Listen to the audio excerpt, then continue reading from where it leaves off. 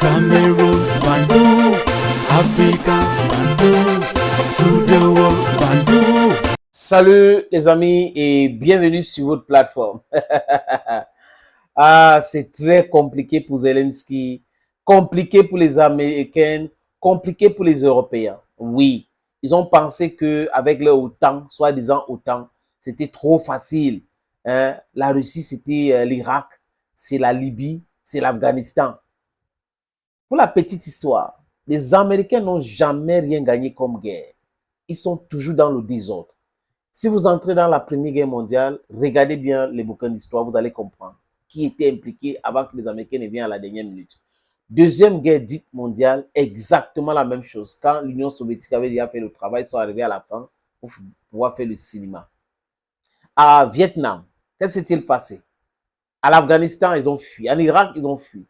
En fait, le complexe militaro-industriel des États-Unis s'est nourri des guerres. S'il n'y a pas le désordre, ils ne vont pas vendre les armes. Donc, parfois, ils provoquent cela. Et la CIA, qui est le Central Intelligence Agency, a déjà commandité et crié même de toutes pièces tellement de coups d'État dans le monde. Il ne passe pas 3 ou 4 ans sans que la CIA n'ait impliqué dans les coups d'État. 2014 à Maïdan, c'était un coup d'État orchestré par la CIA. Dans le monde aussi, il y a certains coups d'État qui tournent au vinaigre. Tant que Zelensky et ses amis ne vont pas comprendre, peut-être qu'ils comprennent aujourd'hui déjà, mais c'est difficile pour eux parce qu'ils se sont engouffrés dans un truc qui est compliqué. It's an infernal something. They can't just easily get out of it. Très compliqué. Un pays qui ne produit rien, qui fait la guerre avec les mercenaires et autres. Une armée qui est décimée, qui souffre. Et vous avez la presse occidentale. Les amis, j'ai dit, si vous voulez la bonne information, il ne faut pas aller regarder la presse occidentale. Vous avez même la presse infiltrée. C'est-à-dire qu'il peut utiliser l'arabe pour donner l'information, mais c'est la presse occidentale. Ils peuvent utiliser une autre langue pour donner l'information, mais c'est la presse occidentale. Donc, pour les esprits naïfs qui ne comprennent pas grand-chose dans les informations, ils vont prendre ça pour agent comptable. Vous avez des gens en Afrique aujourd'hui qui pensent que oui, je vais aller en Occident avec le visa et tout ça là, je ne peux pas les critiquer. Vraiment, il faut faire très attention de les critiquer parce que mon petit frère là-bas, il m'envoie des choses, des conteneurs et autres. Vous avez des gens qui pensent que c'est parce que son frère est en Europe, qui lui envoie les choses à travers l'Europe, que ça fait de la Russie un mauvais pays. Et la Russie, quand on arrive là-bas, on ne peut pas envoyer les choses. Je dis ça comme ça, les amis, parce qu'il y a des esprits faibles qui sont intéressés par la part de ces gains-là, ces petits gains, en pensant que c'est parce qu'on t'envoie la voiture de l'Europe que ça va développer le continent, notre pays, l'Afrique. Non, on ne peut pas se développer avec l'importation. On importe tout. Vous pensez que si on continue comme ça, d'ici 50 ans, on va avancer? Non, on va plutôt on va régresser. On va régresser. Et le but de l'Occident collectif, c'est de nous maintenir dans la pauvreté, dans le noir. Ils ne veulent pas que nous nous développons. Chers amis, chers frères, ouvrez bien vos oreilles. Écoutez-moi très bien. Les Occidentaux ont créé des institutions comme telles que la Banque mondiale, telles que le Fonds monétaire international, les Nations unies, pour nous maintenir toujours en bas de l'échelle. Mais la démographie est de notre côté aujourd'hui. Nous devons profiter de ces cerveaux que nous avons aujourd'hui, les bouches que nous avons, ça c'est le marché, pour imposer notre narrative, pour se libérer. On ne peut pas laisser une minorité dompter le monde entier comme ça. Après, on s'est dit, non, non, non, non. Les conformistes vont accepter, c'est comme la Bible. On les a dit que, oui, il faut mourir pour aller au paradis. C'est après la mort que, vraiment, vous allez vivre une vie meilleure. Ah! On dit ça aux gens et ils croient.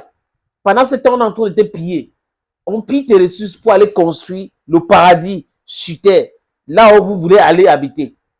Mais vous ne vous rendez pas compte que c'est du brainwashing. C'est du brainwashing. Et vous avez des gens qui regardent tellement les chaînes françaises, les chaînes américaines et autres, et quand ils regardent là-bas, la Russie a déjà perdu. La Russie est déjà à genoux. Vraiment, Poutine a déjà perdu la guerre. Les amis, il y a d'autres Américains qui disent des choses simplement et clairement, surtout telles que les choses sont. Et je parle là des Américains qui sont en Ukraine. Certains sont en train de travailler avec la Russie pour faire souffrir l'Ukraine parce qu'ils ne sont pas d'accord avec tout ce qui se passe. Ils sont arrivés normalement pour combattre la Russie, mais quand ils sont arrivés sur le terrain, ils ont vu que c'était le mensonge. Ils ont commencé donc à collaborer avec les militaires russes, donner les adresses des différents dépôts de munitions et autres. Et la Russie, à travers ces différentes adresses, a frappé ces dépôts. Et là, un des Américains, les amis, je vais vous montrer une vidéo, a été exfiltré par l'armée russe dans les zones contrôlées par l'armée ukrainienne. Vous comprenez? Les zones contrôlées par l'armée ukrainienne en Ukraine, c'est leur pays. Chaque jour, c'est des villages et des villes qui tombent. Chaque jour. Chaque jour. Et Poutine avait dit quelque chose. Toute négociation de paix devrait prendre en compte la réalité du conflit, donc la réalité sur le terrain. Il n'est pas question de commencer à dire on va faire non, non, non, il n'y a pas question. Vous, on négocie autre chose par les territoires déjà capturés. Vous voyez, Zelensky, normalement, devrait être jugé. Le peuple ukrainien devrait juger Zelensky. Il les a mis dans quoi? Il est entré dans un deal avec les Occidentaux qui l'ont imposé au pouvoir après un coup d'État pour faire le contraire de ce qu'il pensait, les amis. Parce que quand Zelensky battait campagne pour être président, il parlait du rapprochement avec la Russie. Mais que boum, les choses ont changé et tout de suite, il est devenu autre chose. Il a détruit son pays. Et l'événement d'élection de Donald Trump les énerve. Ils sont gênés. Vous savez pourquoi? Parce que Donald Trump, ce n'est pas quelqu'un qu'on peut contrôler comme Joe Biden. L'establishment ne peut pas contrôler Donald Trump. Et cet establishment, donc maintenant, est fasciste. C'est pour ça que ouais, certaines républicaines comme Arnold Schwarzenegger, je vais voter Kamala Harris. Non. C'est des gens qui sont dans l'establishment et c'est des conformistes.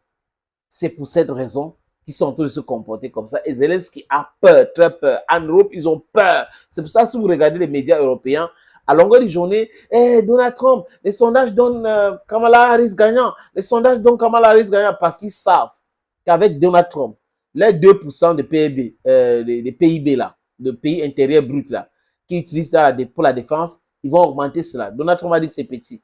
Les gars devraient payer. C'est de ça qu'il est question aujourd'hui, les amis. Donc voilà, je vous suggère 2 extraits. Le premier extrait de cet Américain, il parle de la guerre en Ukraine. Il dit clairement que l'armée ukrainienne est en train de souffrir tellement, les gens meurent tellement, et que Zelensky doit être jugé parce que ce qu'ils sont en train de faire, c'est criminel. Et il dit aussi que les États-Unis, le jour où les États-Unis vont voir qu'ils n'ont plus d'intérêt en Ukraine, ils vont lâcher l'Ukraine. Et qu'il est temps à ce que Zelensky, donc c'est un Américain qui parle, essaye de tout faire pour négocier quelque chose aujourd'hui. Parce qu'après, ça sera compliqué pour Zelensky. Les amis, je vous suggère de regarder ce premier extrait. En effet, je dois dire que ce que je pense concernant tous ces crimes, moi je suis persuadée que les autorités de Kiev sont responsables de la mort, des tueries, de la torture, du fait de voler les gens, des centaines, des milliers de personnes, de les kidnapper. L'histoire nous enseigne, nous donne des leçons. Et si on ne tire pas de leçons, les personnes vont continuer à commettre les mêmes crimes et ça va devenir encore pire. Je ne vois pas d'autre option. Je pense qu'il faut démilitariser complètement les autorités de Kiev.